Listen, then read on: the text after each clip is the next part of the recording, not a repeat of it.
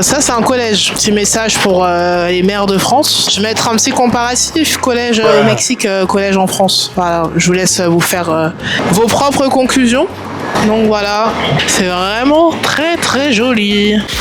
Alors, du coup, je vous fais un room tour de l'hôtel. Donc, je suis à l'hôtel Faro Malecón. Ok.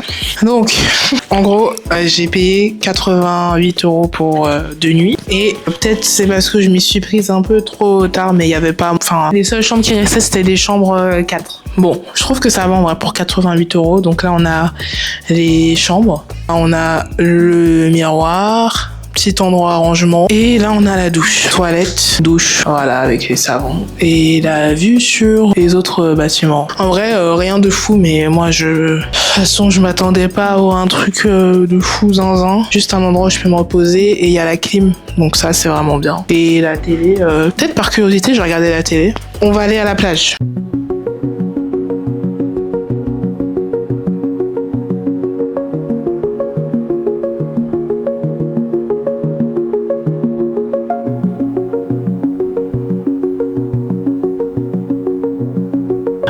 Ça fait vraiment du bien là, j'ai marché je pense une bonne trentaine de minutes de l'hôtel jusqu'ici. En fait il y avait une petite plage à côté mais il y avait trop de monde.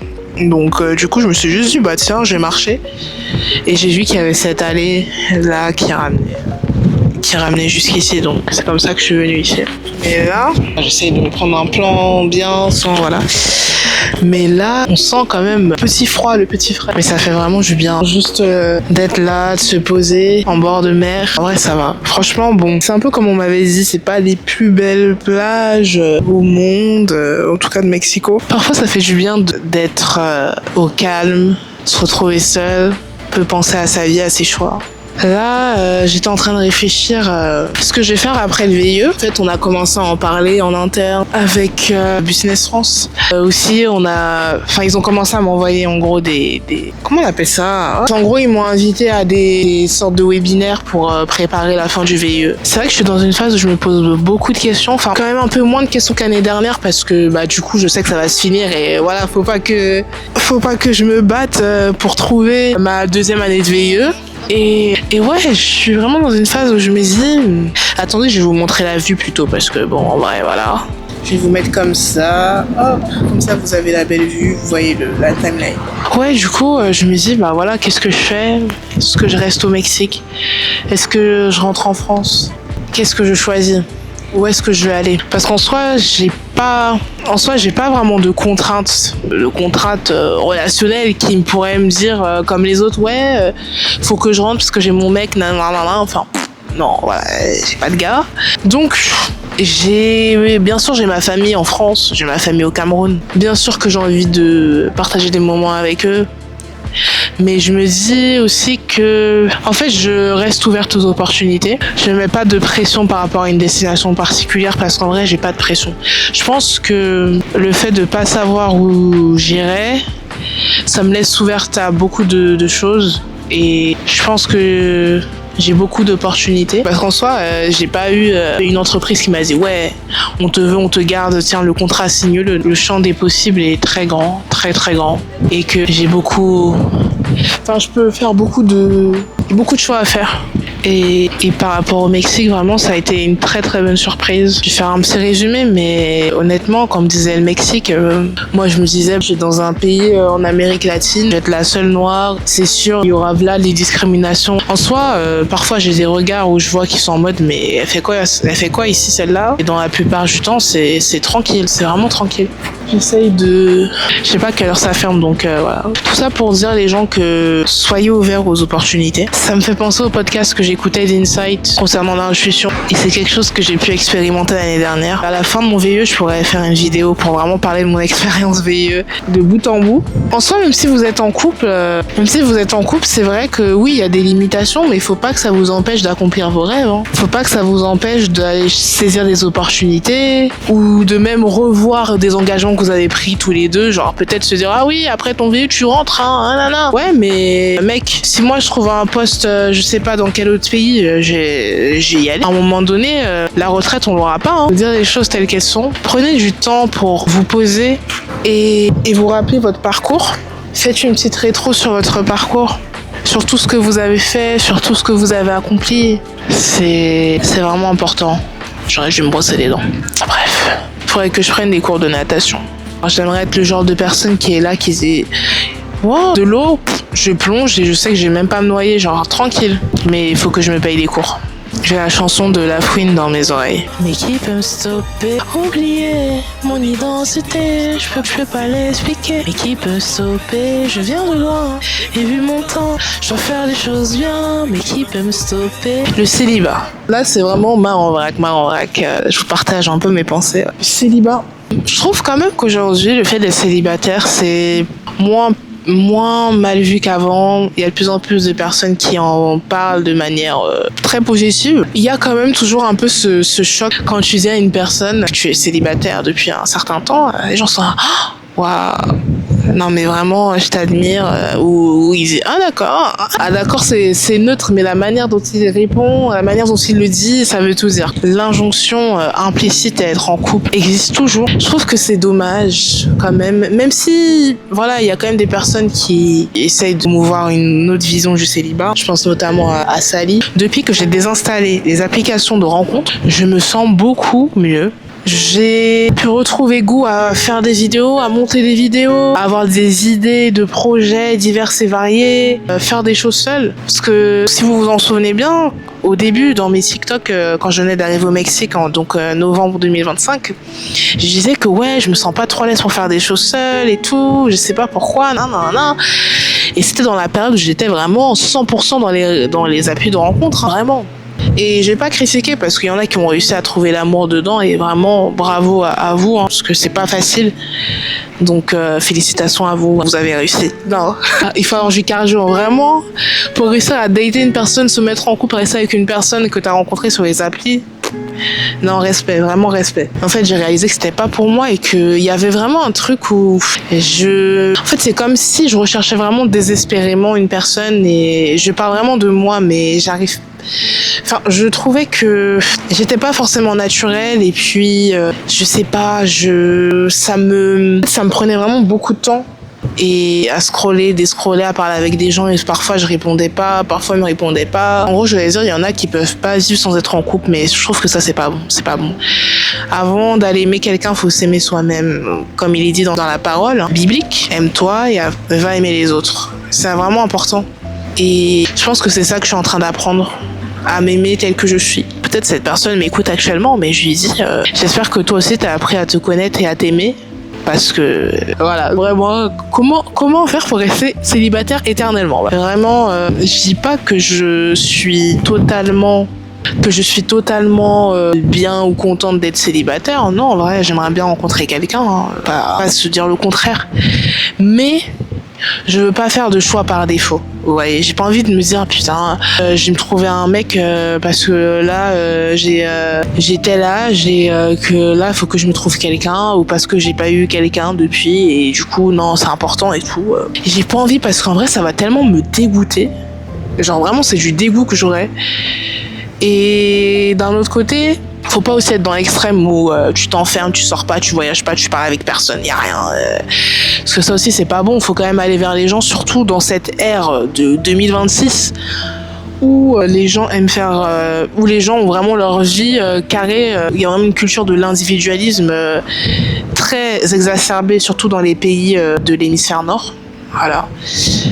Donc il faut quand même un peu se rendre visible, comme quand vous cherchez un emploi, c'est un peu préparé. Mais personnellement, je n'ai pas cette impression d'avoir trouvé pour le moment une personne vraiment qui peut show off for me, qui peut vraiment genre en fait, quand je dis show off, c'est dans le sens une personne vraiment qui va me dire ouais voilà, toi je t'apprécie, je te veux pour cette raison là. En tout cas, moi, je vais faire ça. Je serais prêt à faire ça pour toi. Est-ce que toi, t'es prête? Genre, tu vois, vraiment, ce genre de personne proactive, ce genre de personne qui sait ce qu'elle veut. Voilà. En tout cas, vraiment, si une personne qui veut savoir ce que je recherche, il faut écouter cette vidéo. Hein. Voilà. Mais non, vraiment, là, je m'adresse aux hommes. Soyez entreprenants. Soyez proactifs, soyez des hommes qui allez vers les femmes. Ne soyez pas... Vous pouvez aller vers les meufs, mais si vous allez vers les meufs de manière, genre en mode, mademoiselle, vous êtes charmante, ou toi je te veux, oh toi t'es trop bonne. Non, j'avais beaucoup aimé dans un livre que je lis actuellement, ça s'appelle, bon je mettrai en description, mais bref, il y a un livre que je lis sur ça, sur l'art oratoire. Et en gros, il fait une sorte de prose où il dit, ça lui fait vraiment du mal en tant qu'avocat, enfin en tant qu'orateur professionnel, de voir que vraiment l'amour il se dit pas, l'amour il se fait seulement, quoi. Alors, c'est-à-dire que de nos jours, la plupart des gens ils montrent leur amour en faisant l'amour. Voilà, juste à travers le SEIX, voilà. J'ai pas envie d'être strike, même si je fais pas beaucoup de vues pour le moment, mais on sait jamais. Bref. Mais que ouais, genre, ils regrettent l'époque où on séduisait, quoi. C'était vraiment un art, la séduction. Et en fait, quand j'écoutais les podcasts, un podcast sur les hommes et tout, qui parlait des relations, tout ça et tout. Et vraiment, les mecs étaient là à se plaindre, ouais, non mais moi, les meufs, elles me font trop dépenser. Maintenant, une meuf, faut qu'on l'amène au resto, faut qu'on gagne tant et tant. Mais en vrai, non. Je pense que si t'es un homme et que t'as pas forcément un pouvoir d'achat, mais que t'as cette volonté de t'en sortir, que t'as vraiment cette persévérance et que ce que je te dis va avec tes actions, je pense qu'une femme, elle acceptera d'être avec toi. Et si tu utilises vraiment cet art de la séduction, c'est-à-dire tu vas lui offrir quelque chose qu'elle aime, par exemple, bon, je prends un exemple basique, mais des fleurs, tu vas lui écrire des lettres d'amour. Enfin, combien d'hommes aujourd'hui écrivent des lettres d'amour à des femmes? Vraiment, je les compte sur 2 doigts d'une main. Mais vous faites ça à une meuf, mais moi je dis vous me faites ça, mais vous êtes bien. Vraiment, vous gagnez 50 points. En fait, exprimez-le. En plus, aujourd'hui, vous avez des outils d'IA, je vous demande pas, bon, faut pas faire copier-coller non plus, mais exprimez votre amour, séduisez. En fait, j'ai l'impression qu'aujourd'hui, il y a 2 choses. C'est soit l'homme se dit, bon, moi aujourd'hui j'ai la flemme de faire des efforts, j'ai envie d'avoir une meuf direct, je mène au resto, c'est comme si après je pourrais la voir dans mon lit et tout. Non, peut-être qu'il y a cette partie là qui est comme ça, où il y a une autre qui est en mode flemme en fait, ça coûte trop cher, où ils ont trop l'aspect financier en tête. C'est ça, c'est dommage d'avoir cette mentalité, vraiment. C'est vraiment dommage, hein. Je pense que ça existe. Il y a encore des hommes comme ça en vrai, parce qu'il y a des témoignages aussi positifs, hein. Faut parler de l'aspect positif, je pense que il y a aussi des hommes qui sont encore dans cet aspect-là, hein. Dans ce côté très séduction, dans ce côté je cherche vraiment quelqu'un, quoi, et je vais tout faire pour la conquérir, même s'il y a des obstacles. Je sais un peu pourquoi je disais tout ça. C'est ce que m'avait dit ma mamie, à son âme, hein. Elle m'avait dit vraiment, ne cours jamais après un homme, c'est un homme qui doit courir vers toi. Et franchement, elle avait tellement raison. Je pense que quand un homme il veut quelqu'un, il sait, et il le fait en fait. Donc je pense qu'en soi, personnellement, c'est que je suis pas encore tombée sur la bonne personne, ou peut-être que je ne fais pas assez attention. C'est aussi possible. Peut-être que je ne regarde pas assez autour de moi. Mais ouais. En tout cas, mes girls et mes gars, parce qu'il y a aussi des gars qui sont dans le célibat, hein, vraiment ne vous mettez pas en couple par défaut. Faites ça aussi parce que vous aimez la personne. Même si parfois il y a des personnes qui sont gentilles, mais vous n'allez pas les aimer, hein. Mais d'abord, il faut que vous ressentiez quelque chose pour la personne. Ça, c'est la première chose. Et puis, si ensuite la personne, elle vous montre que ouais, toi, moi, ça fait un, et qui vous montre par des actes, ouais. Et que cette personne aussi alors il y a aussi un autre truc, hein. Faut aussi que cette personne, je trouve, elle soit aussi prête à cheminer avec vous. Quand j'ai cheminé, c'est-à-dire que bien sûr vous venez avec votre histoire, vos bagages, votre culture et tout. Ça, il faut la garder. Bien sûr, vous allez avoir aussi des choses communes, des projets communs ensemble, hein. Vous connaissez les exemples, ça peut être mariage, ça peut être enfant, ça peut être lancer un business ensemble, ça peut être tout simplement vivre ensemble, aller en vacances ensemble, whatever. Mais un mot pour les femmes, ne vous oubliez pas, s'il vous plaît. C'est pas parce que vous êtes avec un gars qui est là, qui vous aime, qui vous offre toutes vos commandes, allez, on va donner un exemple un peu chic, qui vous valide toutes vos commandes Balenciaga, que ça veut dire que c'est bon, c'est le mien, ok? Faut aussi un homme qui soit là pour vous pousser vers le haut. Quand je dis pousser vers le haut, c'est pas juste vous dire oh bébé, t'es trop belle, oh bébé, vraiment tu sens bon, C'est important, hein, c'est important. Hein. Mais quand je dis qu'il faut un homme qui soit là pour vous pousser vers le haut et vous encourager, c'est vraiment un homme qui soit là en mode putain, ma femme, ok, t'as ce projet en tête, il y a ce truc là, donc tu me parles, ce rêve et tout, go for it. Vas-y. Tu veux faire ça? On va y aller. Je vais donner du temps. T'inquiète. Si vous avez des enfants, t'inquiète, je m'occupe des enfants. Va à ce cours de danse. Va à ce cours de poterie. Va reprendre tes études. Ce genre de choses. Parce que, je trouve que parfois les femmes, je nous inclus toutes, hein. Voilà, je nous inclus toutes. Histoire que, pas une femme qui se dise, ah, est-ce qu'elle parle de moi? Je ne dirai pas. Voilà, je parle à toutes mes femmes en couple. Je vous dirai pas.